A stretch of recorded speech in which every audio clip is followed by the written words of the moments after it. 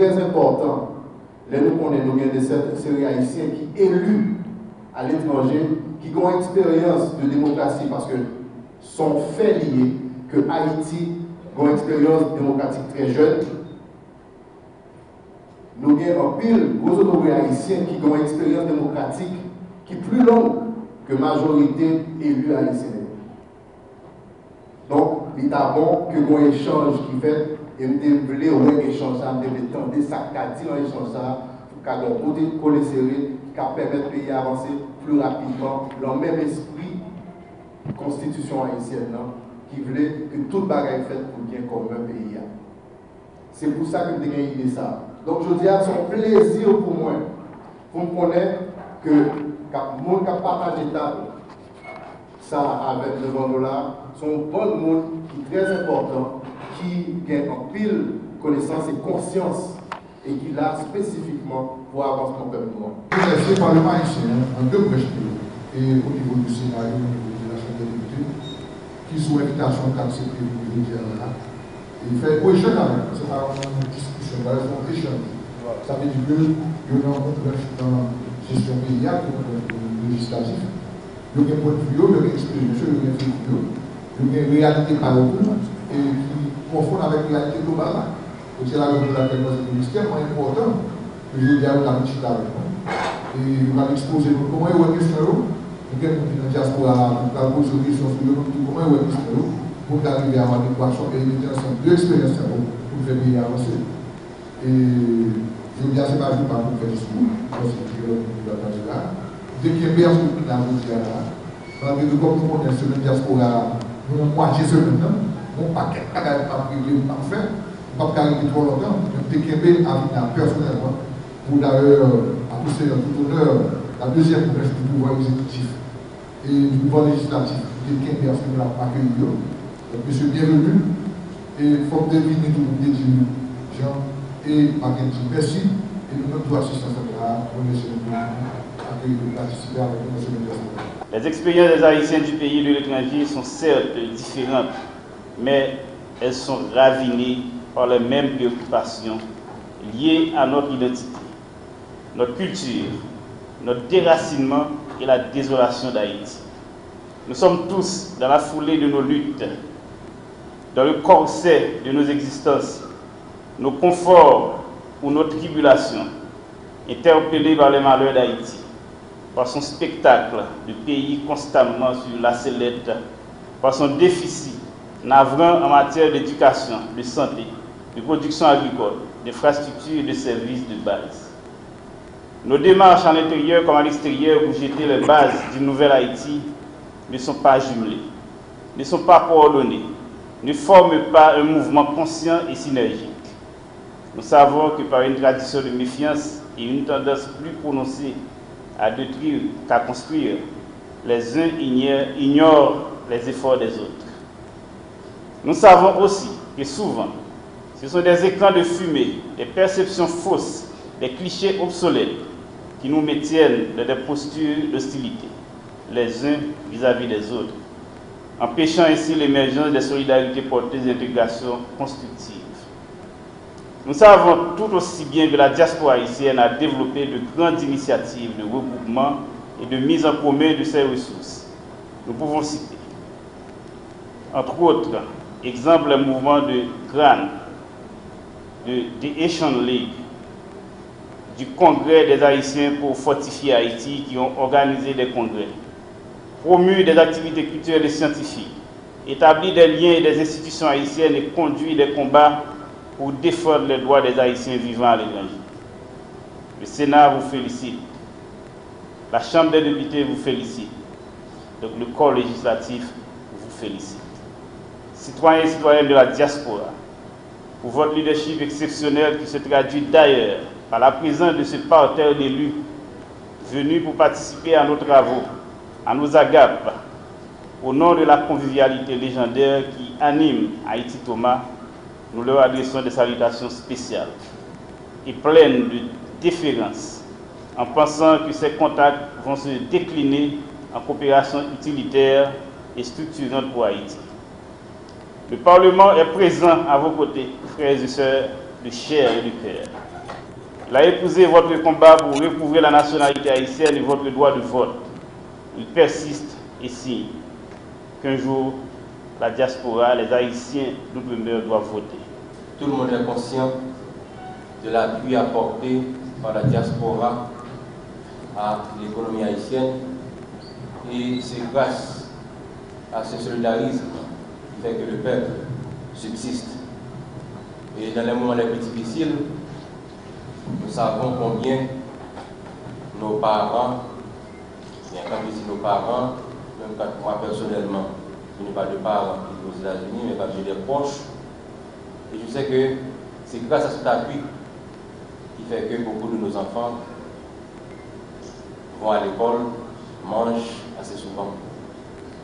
Et il est clair qu'il y a une lutte qui est en train d'être menée pour que la diaspora ait sa place, que ce soit au niveau politique, que ce soit au niveau culturel, économique.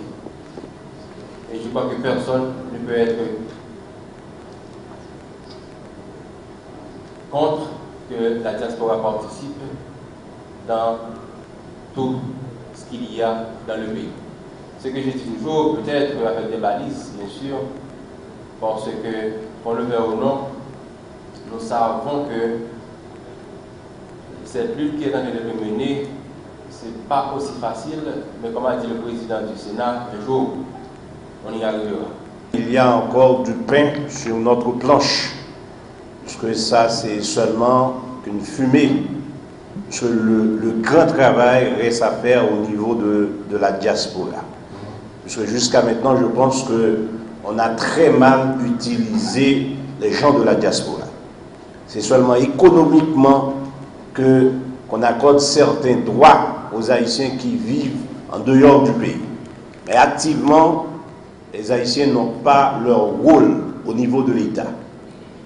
Moi, personnellement, parce que j'ai vécu pendant plus de 10 ans à Boston, je connais les tourments de ceux qui vivent là-bas.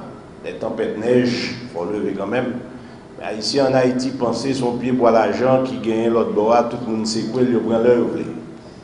Et voilà pourquoi c'est très dur que ils prennent pour ça que nous doyons vraiment. Donc, moi personnellement, je suis votre défenseur au niveau de la Chambre. Des fois, je me dis que je suis député de Torbec, Chantal, Boston et autres. Parce que je connais Boston, même j'aime connaître Torbec. Mais je dis à me penser que mon travail que nous commençons là, parce qu'il y a quand même un trait entre Boston et New York maintenant, entre New York et Miami, entre Miami et Florida. Et même les gens qui vivent en Afrique comprennent maintenant qu'il y a nécessité de s'unir.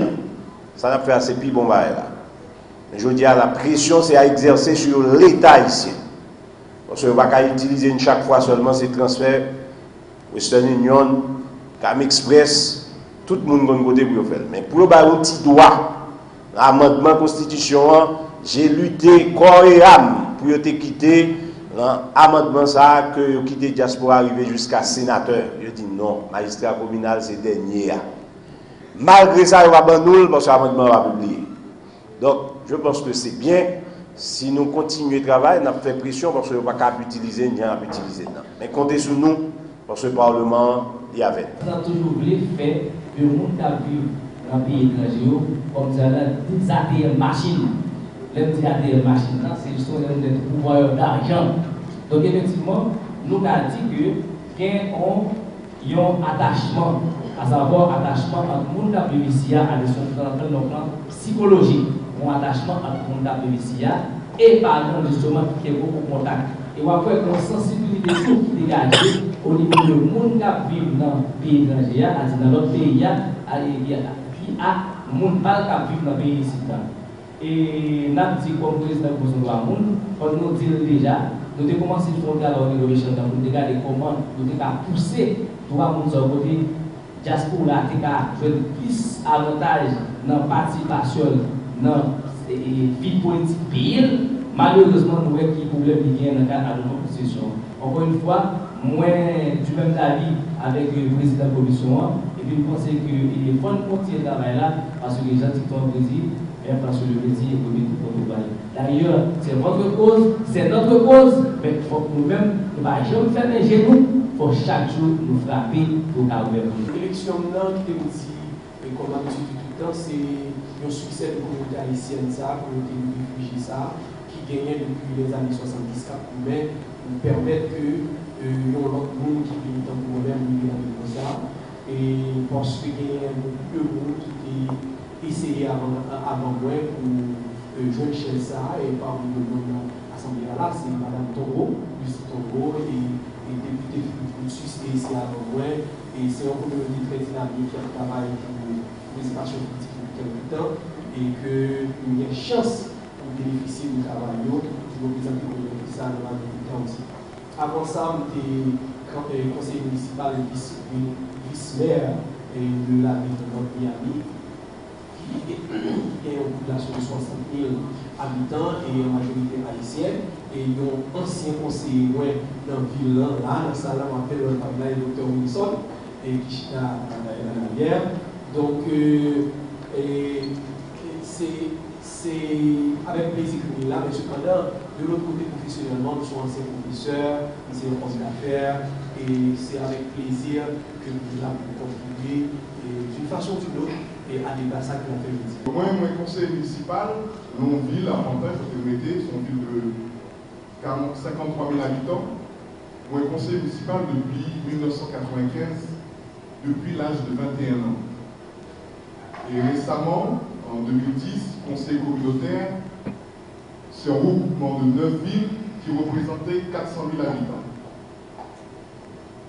Donc, ça veut dire que mon activité politique de compatriotes haïtiens, pas seulement aux États-Unis et au Canada, mais aussi en France, parce que le docteur Bernard, qui est accompagné de là, est élu également dans la province en France.